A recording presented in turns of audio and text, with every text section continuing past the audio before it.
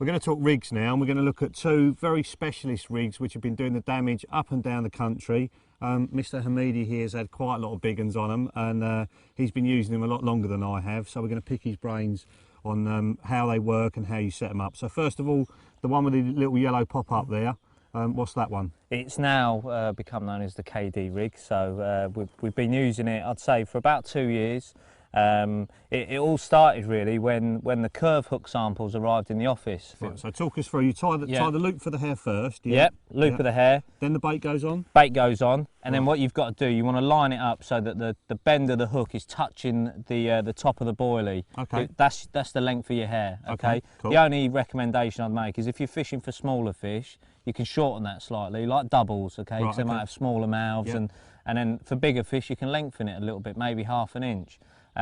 So once you've got that set, you start the knotless knot as you usually would, so back through the back of the eye, twice round at the top of the hair, and then 5 times underneath, and then so two normal whips, pull the hair back out of the way, and then carry on whipping down the hook, and then back through the eye as you would do normally. So it's the knotless knot, but the hair's coming out the eye end of the knot rather than the shank end of the knot. Exactly, right. And that is basically where the science of that rig starts, which is because you're using a lighter bait. I always say if you put a light bait anywhere near the bend of the hook, you're adding a life jacket to the best part of your hook. So, so you're lifting it out the bottom lip of the fish. So if you now reverse that and put a lighter bait off what is already the lightest part of the hook, which is the eye. You're then adding a life jacket to already a lightest part, so it's now lifting that back end up, so it's trying to attack the bottom lip as it goes in. So the eye's getting light, the point's then getting heavy. Exactly. That's how it's you're adding more emphasis to that end. So the same way as a bottom bait would make the hook turn in your hand on the bank, in water that does the same principle. On the bank it will never turn in the palm of your hand. You might get 1 out of 10 or whatever, but that's not the important part. It's the fact that once it's in water, that mechanics, if you hold that bait up, look, that's how it's going to behave in water.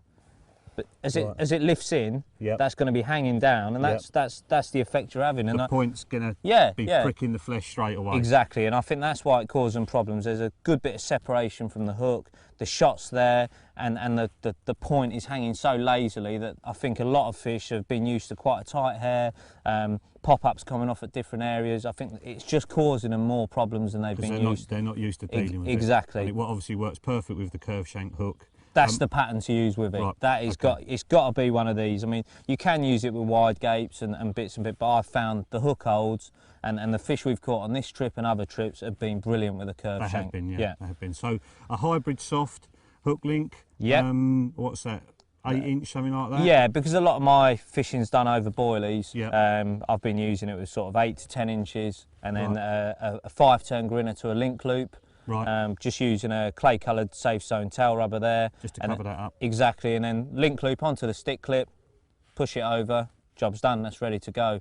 Now you skirted over something there that probably was double Dutch to a lot of people. You went, oh yeah, because I'm using boilies, I'm using 8 to 10 inch hook links. Why? Why are you using longer hook links? Right, well, we've done a lot of filming together, and we've watched fish feed over particles, and they feed very, very slowly, don't they? So it takes so long for them to hit the lead and the hook mechanics to work.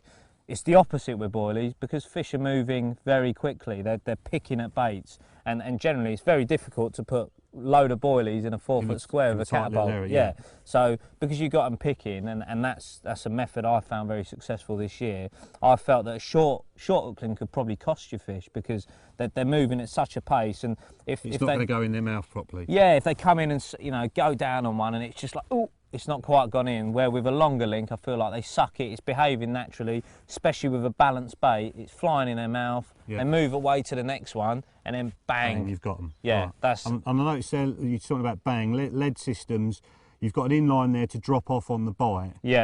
When would you fish it, and when wouldn't you fish it? Well, obviously that sort of effect of the fish shaking their head and the weight going away from the pressure, if you like, it is really, really important for me. You know, I've watched that footage again, and I've just felt it's a must-have in any rig that I use. That particular drop-off system I use generally on weedy lakes. The lake I fished last year was really, really chock of a weed.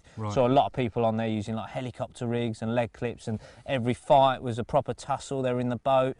I didn't get in the boat once. I didn't even get, I think... Because the lead was coming off on the bottom? Straight away, on the surface, fish is shooting up to the top. Yep. You know, you're locked up as well. They're coming up straight in the net, no problems. Right, okay. And that was down to the lead system and nothing else. Right. So... Okay, so in those kind of situations, weedy situation, it's worth dumping the lead. Obviously, you know, we don't want to be dumping the lead every single time. Exactly. You don't want to be littering the lake with leads, but it's better to lose the lead than lose everything and the fish as well. Exactly. Basically. Would you rather, would it cost you £1 to land every fish you hook? You know, you'd pay it, wouldn't you? You would pay it. Yeah, in them situations, definitely. And this other one, talk to us about that, because you can't really take any credit for that one, can you? I can't take any credit for that one. That is from the Dove from above, Tom Dove, who has very quickly established himself as a top angler. He is. And talk to him a lot, because we're always fishing, and I chat to him on the phone, and he was using that at Walthamstow.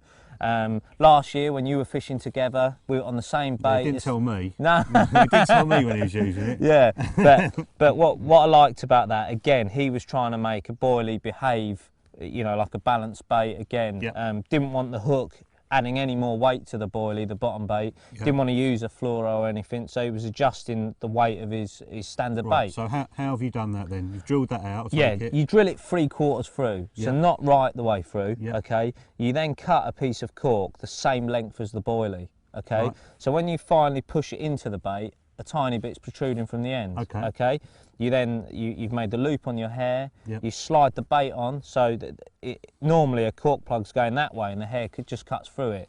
This time the hair is going right through the cylinder. Yeah. Right. Okay. And exactly like the KD, you hold the cork against the bend of the hook, and then that's the length of your hair, and then tie it exactly the same way as the KD style, which is 2 turns above, 5 turns below, and then finish it off with a 5-turn grinner to a link loop, and that's it. What you then have to do is, obviously, different cork from different companies going to behave differently. So it's going to be more or less buoyant. Exactly. Right, okay. So you've got to test it in the margins. You go down, put it in, and the effect you're trying to look for is almost like what that's doing there. That boilie's trying to sit up on the cork. Hence why it's called the muzzer, because it looks like a button mushroom. And what it does, it just kicks the eye up ever so slightly. Right. And which puts the point down. Puts the point down. So as soon as it goes in the fish's mouth, it's going in like that. Right. Suck it in and it's going in straight. You know, eye up, point down. Perfect. And again, causing problems. It's got Tom loads of fish. It's caught me loads of fish this year. Hasn't caught me anything because no one's actually shown us fish. But yeah, for boilie fishing, again, when you're not looking, pucker, mate. It is deadly, and it's worked really well. And then the lead system there, another one, great for fishing over, well, it's great, full stop, the shocker rig. Let's just hold that up so everyone can see it. No worries. Got your safe zone leader. Yep, exactly. Shock bead on the end of it. Cut the swivel off and put... Took your advice there. Put a quick link on there just to neaten it up. It's all got to look neat and tidy. Exactly. And then your back stop, so when the fish moves off, bang. So you can imagine over a big spread of boilies, they're moving merrily, picking them up, and wallop. The hook's in, and you got another carp on the bank. Wicked, wicked. Well, that's a very, very interesting look into Ali's rigs and how to fish over boilies. Add that into your own fishing, and I'm sure you'll be putting more fish on the bank.